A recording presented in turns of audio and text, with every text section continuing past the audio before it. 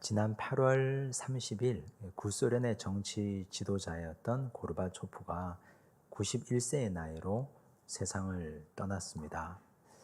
그는 1985년 54세의 나이로 소련 공산당 서기장이 되었습니다. 이전의 최고 지도자들과는 달리 원고 없이도 즉석에서 연설을 자주 했고, 그리고 자신이 생각한 것은 뚝심 있게 끝까지 밀어붙이고 또 함께했던 사람이었습니다. 여러 가지 업적을 남겼지만 그 중에 대표적인 것이 페레스트로이카 글라스노스트라고 불리는 개혁 개방을 처음부터 일관되게 끝까지 밀어붙여서 결국 성공으로 이끈 인물이었습니다. 그가 개혁 개방을 하지 않을 수 없었던 이유가 그 당시 소련이 외부에서 볼 때는 미국과 필적할 만한 초강대국이었지만 내부에서 볼 때는 가난한 나라였습니다. 만약 이대로 가만히 두고 있으면 시간이 지나면 지날수록 가난은 가중되고 결국 그 다음 미래를 담보할 수 없다는 위기감이 그에게 있었습니다. 그래서 개혁 개방을 서두르지 않을 수가 없었습니다. 개혁 개방을 하면서 그는 여러 가지 위험을 맞이합니다. 하지만 결국 개혁과 개방을 통해서 2차 세계대전 이후 40년간 지속되었던 동서냉전이 끝이 납니다. 핵전쟁의 위협도 사라졌습니다. 전쟁의 위협이 사라지자 경제가 아주 좋아집니다. 우리나라도 소련과 수교를 하고 우리나라 기업이 소련 땅에 기업을 보내고 일터가 생겨났지 않습니까? 상상도 할 수 없던 놀라운 일들이 벌어졌습니다. 하지만 또 다른 면도 있습니다. 소비에트 연방이 15개 나라로 다시 분리 독립되고 소련은 과거의 러시아로 축소되었습니다. 극단적인 민족주의자들은 고르바초프가 소련을 팔아먹었다고까지 혹평하고 있습니다. 그런데 만약 그가 그때 결단하지 않았더라면 세계 평화가 그 당시의 안정과 질서가 가능했겠습니까? 역사를 만든 위대한 인물들은 결단하는 사람입니다. 결단이라는 것은 양당 간의 결단이지만 사실 가장 중요한 것 한 가지를 얻기 위해서 나머지 99가지를 포기할 수 있는 용기입니다. 그 중요한 한 가지를 얻는 것, 이것이 너무나 중요하기 때문에 나머지를 다 버려도, 나머지를 다 포기해도 이 한 가지를 가지는 것이 가치 있기 때문에 결단하는 것입니다. 오늘 하나님께서 근심 중에 있는 아브라함에게 결단을 요청하십니다. 결단해야 근심에서 해방될 수 있다고 말씀하십니다. 이 말씀을 통해서 하나님이 말씀하시는 결단의 의미가 무엇인지, 그리고 왜 아브라함은 주저하고 망설이고 있는지를 함께 살펴보고자 합니다. 이삭이 젖을 떼는 날에 아주 큰 일이 벌어졌습니다. 사라는 용납할 수 없는 일이었습니다. 화가 불같이 납니다. 그래서 이 여종과 여종의 자녀를 내쫓으라고 난리가 났습니다. 그럴만 하지 않았겠습니까? 이제 아브라함 입장에서는 근심이 됩니다. 자기 영혼이 파괴될 만큼 걱정이 되었습니다. 이제 어떻게 해야 될까? 그런데 이 근심은 사실 아브라함이 만든 것입니다. 그가 이집트에 내려갔고 하갈을 취했고 이스마엘을 낳았고 이스마엘이 자라서 장성할 때까지 18년 동안이나 그를 제대로 기르지 못했기 때문에 벌어진 일이었습니다. 그런데 이제 하나님은 그 근심을 끝내도록 아브라함에게 권면합니다. 12절을 보십시오. 함께 읽겠습니다. 하나님이 아브라함에게 이르시되 내 아이나 내 여종으로 말미암아 근심하지 말고 사라가 내게 이른 말을 다 들으라. 이삭에게서 나는 자라야 내 씨라 부를 것임이니라. 하나님이 아브라함에게 근심하지 말라 하십니다. 근심 때문에 너의 인생을 망치지 말라. 여기까지만 들을 때 아브라함이 아마 기대감을 가졌을 겁니다. 아, 하나님이 나더러 근심하지 말라고 하시는구나. 그럼 하나님이 그 나머지는 알아서 다 해주시는 건가? 하나님이 하갈을 찾아가서 그의 꿈에 나타나셔서 하갈, 너는 사라에게 복종해야 된다. 하나님 그렇게 말씀해 주실까? 이스마엘에게 찾아가서 그를 따끔하게 꾸짖으시고 다시는 이런 일이 벌어지지 않도록 그를 책망해 주실까? 사라에게 나타나서는 네가 이 가정의 안주인인데 하갈을 품고 이스마엘을 품고 그래서 가정의 분열과 문제가 일어나지 않도록 이제는 좀 넓은 마음을 가지라고 하나님이 말씀해 주시지 않을까? 나는 아무 일도 하지 않고 있어도 이제는 걱정과 근심 없이 모든 식구들이 이 한 지붕 아래서 살 수 있지 않을까?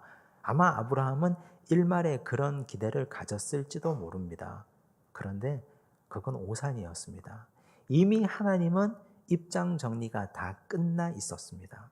이어서 하시는 말씀, 하나님이 이렇게 말씀하지 않습니까? 사라가 하는 말을 다 들으라고. 사라가 너에게 이런 말을 너는 그대로 다 따르라고 말씀합니다. 이 말은 이스마엘과 하갈을 내보내라는 말입니다. 근심하지 않으려면 끊어내고 결단해야 근심에서 빠져나올 수 있다. 근심하지 않으려면 결단해야 너는 이 근심에서 해방될 수 있다고 말씀하신 겁니다. 그런데 하나님은 아주 단호한 입장 정리를 이 말씀을 통해서 우리에게 보여줍니다. 다시 한번 12절을 보십시오. 함께 읽습니다. 하나님이 아브라함에게 이르시되 내 아이나 내 여종으로 말미암아 근심하지 말고 사라가 내게 이른 말을 다 들으라. 이삭에게서 나는 자라야 내 씨라 부를 것임이니라.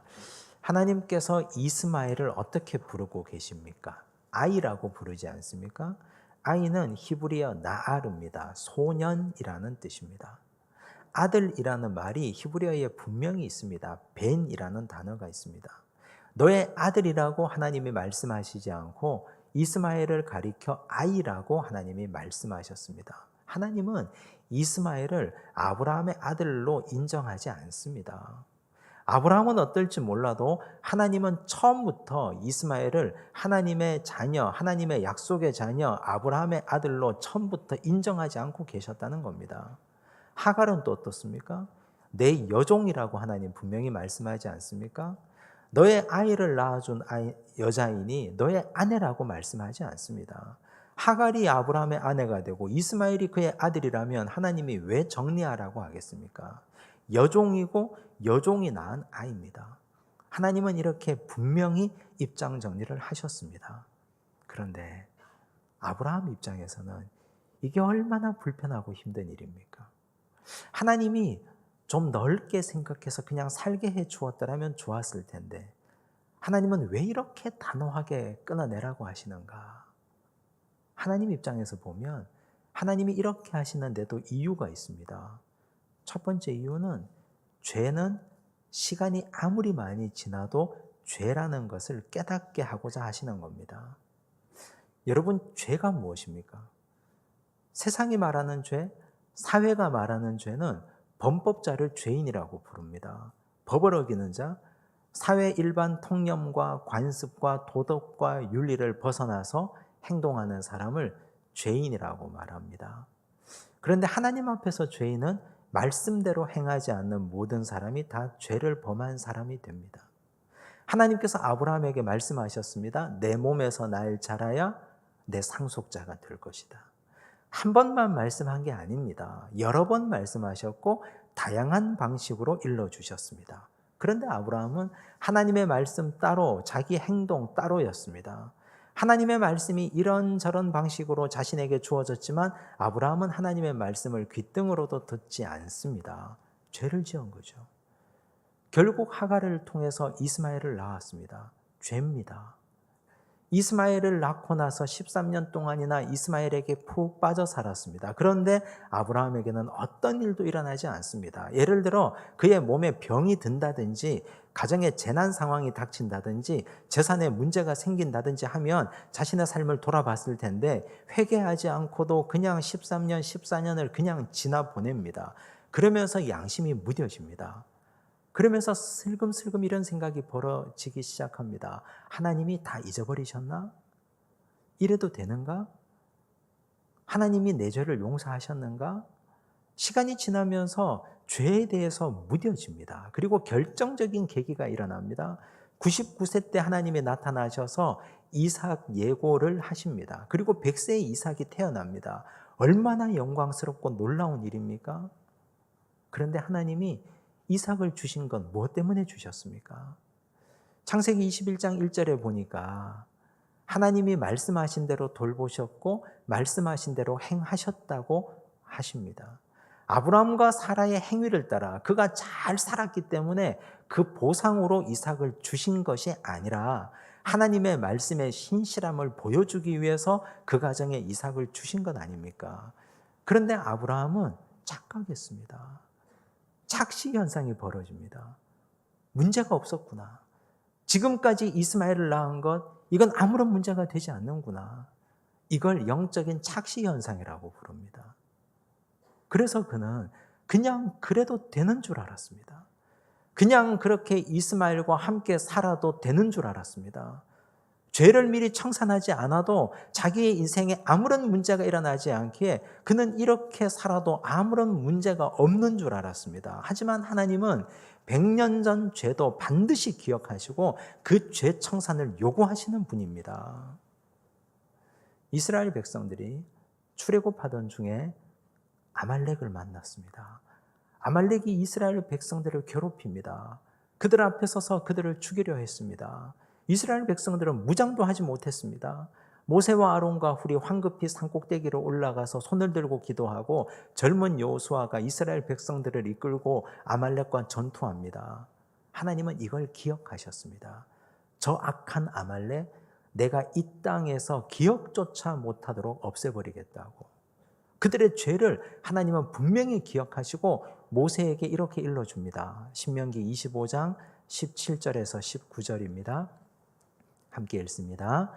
너희는 애굽에서 나오는 길에 아말렉이 내게 행한 일을 기억하라. 곧 그들이 너를 길에서 만나 내가 피곤할 때에 내 뒤에 떨어진 약한 자들을 쳤고 하나님을 두려워하지 아니하였느니라. 그러므로 내 하나님 여호와께서 내게 기업으로 주사 차지하게 하시는 땅에서 내 하나님 여호와께서 사방에 있는 모든 적군으로부터 내게 안식을 주실 때에 너는 천하에서 아말렉에 대한 기억을 지워버리라. 너는 잊지 말지니라. 무슨 말입니까? 모세에게 가나안 땅에 들어가면 이스라엘 백성들에게 일러서 천하에서 아말렉에 대한 기억을 지워버리라고. 너는 절대로 이런 사건을 잊지 말라고. 하나님 그렇게 말씀하셨습니다. 하나님은 죄를 아무리 시간이 지나도 잊지 않고 그걸 죄라고 말씀하는 분입니다. 그래서 빨리 회개해야 됩니다. 빨리 이거 청산해야 됩니다. 이거 회개하지 않고 청산하지 않고 그냥 이렇게 살아도 괜찮겠지 하고 붙들고 살다 보면 이런 심각한 상황에 직면합니다. 하나님은 아브라함 이 사건을 통해서 그가 극도로 근심하는 이 모습을 통해서 오늘 우리에게 말씀하십니다. 죄는 아무리 시간이 지나도 죄라는 사실을. 우리는 이렇게 살고 있지 않습니까? 하나님 앞에 회개하지 않고 죄 문제를 청산하지 않았는데도 아무런 일이 일어나지 않습니다. 건강하고 자녀들 잘 되고 생업에 복을 받고 그냥 그대로 살고 있습니다. 그러다 보니 우리 이렇게 살아도 되는가 보다. 죄 문제 해결하지 않고 한쪽은 죄 짓고 한쪽은 하나님 백성인 것처럼 하고 살아도 되는가 보다 생각하고 살지 않습니까? 하지만 이건 대단히 위험한 발상입니다. 결정적인 순간에 이거 끊어내지 않으면 안 될 벼랑 끝에 처할 수도 있습니다. 그런 위기에 처하기 전에 하나님께서 말씀하시는 말을 듣고 죄 문제 빨리 청산하고 끊어내셔야 됩니다. 하나님은 아브라함을 통해서 우리에게 이 사실을 깨닫게 하십니다. 두 번째 하나님께서 아브라함에게 보여주고자 하는 것은 선과 악은 결단코 공존할 수 없다는 사실입니다. 갈라디아서 4장 30절 말씀을 보시겠습니다. 함께 읽겠습니다. 그러나 성경이 무엇을 말하느냐? 여종과 그 아들을 내쫓으라. 여종의 아들이 자유 있는 여자의 아들과 더불어 유업을 얻지 못하리라 하였느니라. 바울은 이 사건을 이렇게 해석했습니다. 여종의 아들과 자유인의 아들이 함께 유업을 얻지 못할 거라고. 즉 선과 악이 공존할 수 없다고 말씀하고 있습니다. 그런데 아브라함과 사라는 함께 공존해도 될 거라고 대충 생각했습니다. 함께 살아도 된다고. 하나님을 믿는 하나님의 사람과 바알을 섬기는 바알의 사람들이 함께 살아도 별 문제 없을 거라고 생각했습니다. 별 문제 없을 거라고. 이스라엘 백성들은 그것 때문에 망한 것 아닙니까? 여호수아가 고별 설교를 하면서 그렇게 하면 안 된다고 일러주셨습니다. 여호수아 24장 14절 말씀을 보십시오. 함께 읽습니다. 그러므로 이제는 여호와를 경외하며 온전함과 진실함으로 그를 섬기라. 너희의 조상들이 강 저쪽과 애굽에서 섬기던 신들을 치워버리고 여호와만 섬기라. 강 저쪽 티그리스강, 유프라테스 강입니다. 아브라함의 아버지 데라의 시절부터 그곳에서 우상을 만들고 섬기던 그 우상이 여호수아 시절까지 이스라엘 백성들에게 내려오고 있었습니다. 애굽에서 섬기던 신들, 430년 동안 이집트에서 종살이하면서 우상을 만들고 우상을 섬기던 그들의 우상이 여전히 여호수아 시대까지 그들에게 있었습니다. 여호수아가 고별 설교하면서 이제 하나님 나라 갈 날이 가까이 오면서 이거 정리하지 않으면 하나님께서 크게 진노하실 터이니 빨리 정리하라고 합니다. 이스라엘 백성들은 여호수아를 사랑했습니다. 그 앞에서 그렇게 하겠노라고 결단했습니다. 우리는 하나님만 섬기겠다고 마음을 모으고 엎드렸습니다. 그런데 그렇게 하지 않습니다.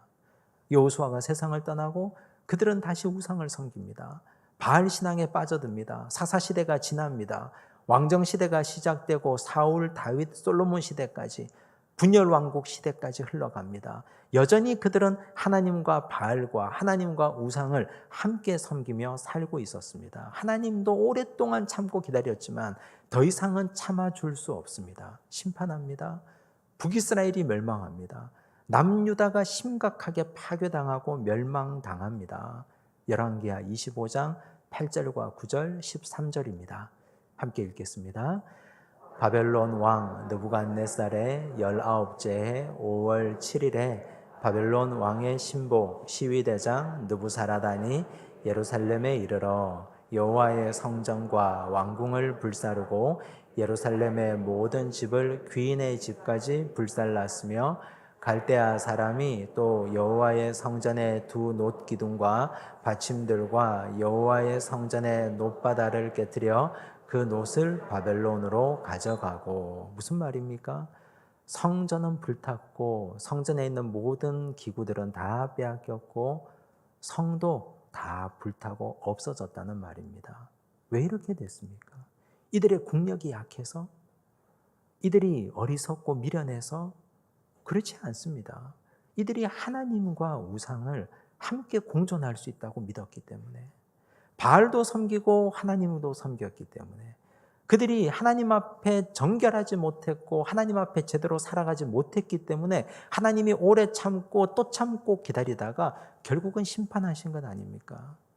그 이전부터 하나님께서 그렇게 경고하시고 말씀하셨는데 그 뿌리를 올라가고 또 올라가 보면 아브라함과 사라를 만납니다. 이스마엘과 이삭을 이 집에서 함께 공존시킬 수 있었다는 그들의 헛된 믿음, 그 믿음이 얼마나 심각한 것이었는지를 하나님께서 그들의 역사의 종말을 통해서 보여주고 있지 않습니까? 오늘 우리는 나라를 걱정합니다. 정치를 걱정합니다. 정치인들을 염려합니다.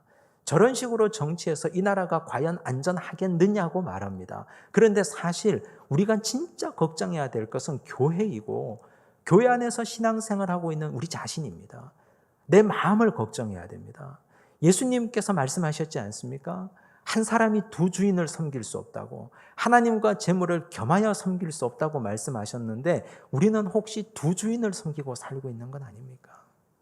이스라엘 백성들이 망한 이유는 이스라엘 백성들 모두가 두 주인을 섬기고 있었기 때문입니다. 국력이 약해서, 군사력이 약해서, 그들이 어리석어서가 아니라 하나님 앞에 제대로 서지 못해서 하나님은 그들을 심판할 수밖에 없었습니다.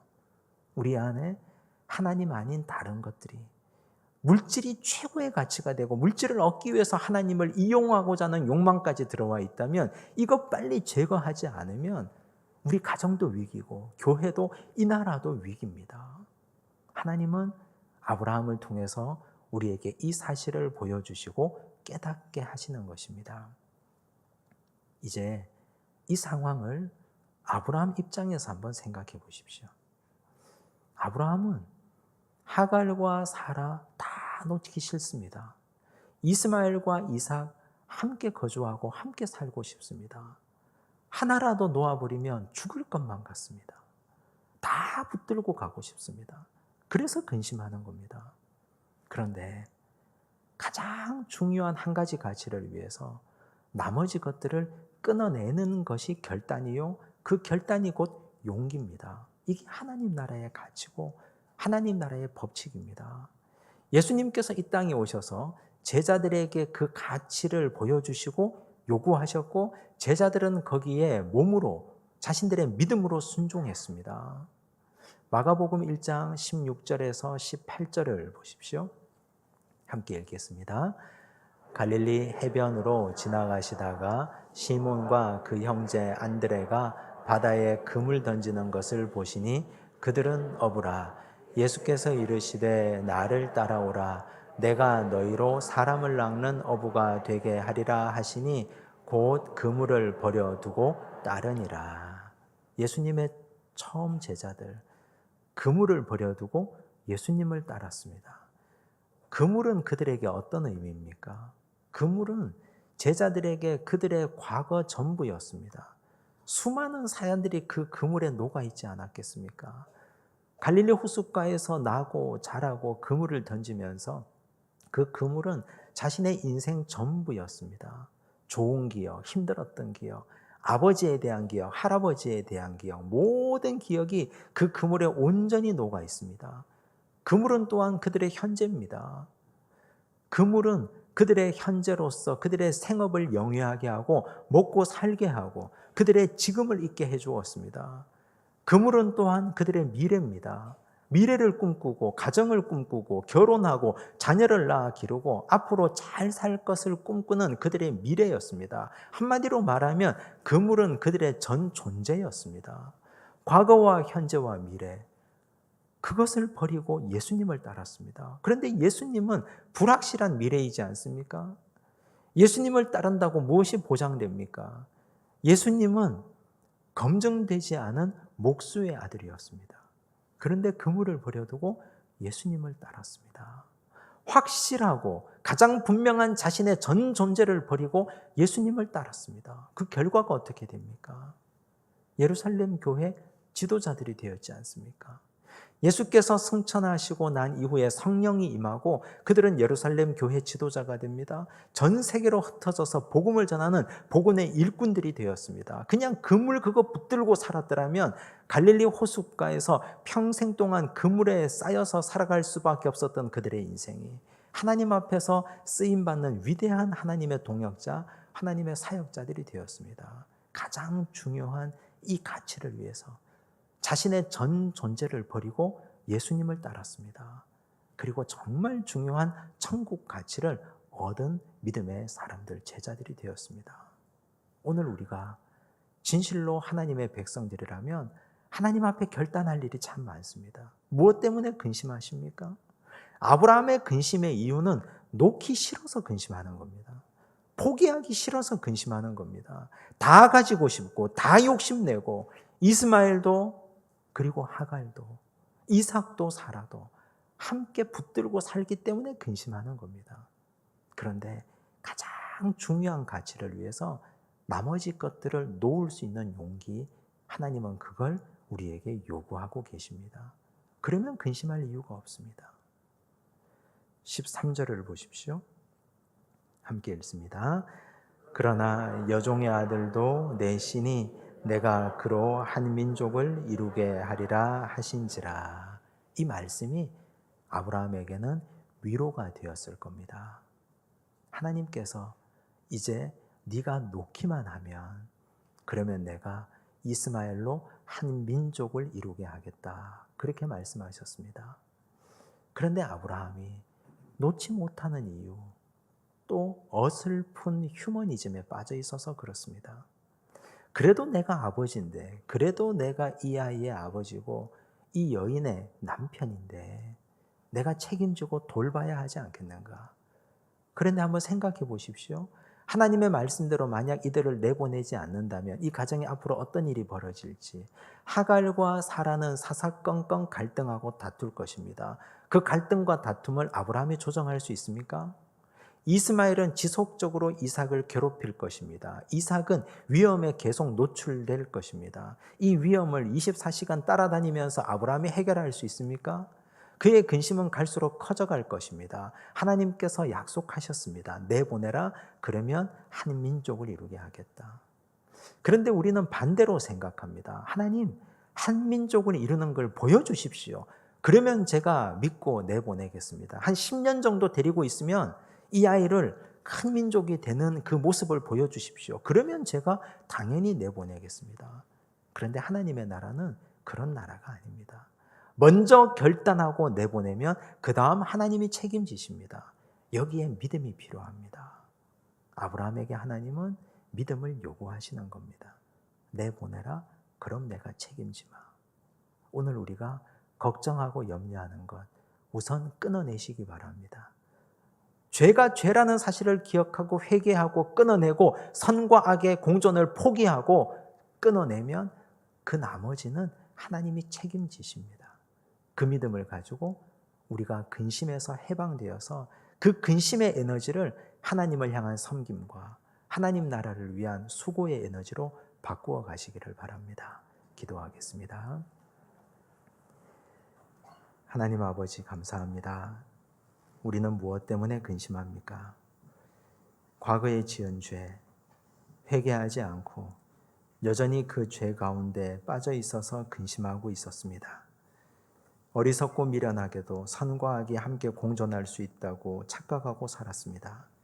하나님은 죄를 잊지 않으시고 끊어내게 하시고 악을 버리라고 말씀하시고 끊어내라고 끊임없이 요구하십니다. 주여, 오늘 이 하나님의 요구에 응답하고 순종하는 하나님의 자녀 되게 하옵소서. 끊어내고 정리하여 이제는 근심의 에너지를 바꾸어서 하나님을 향한 섬김과 수고와 봉사의 에너지로 마음껏 사용하여 주옵소서. 모든 말씀 예수님 이름으로 기도드리옵나이다. 아멘.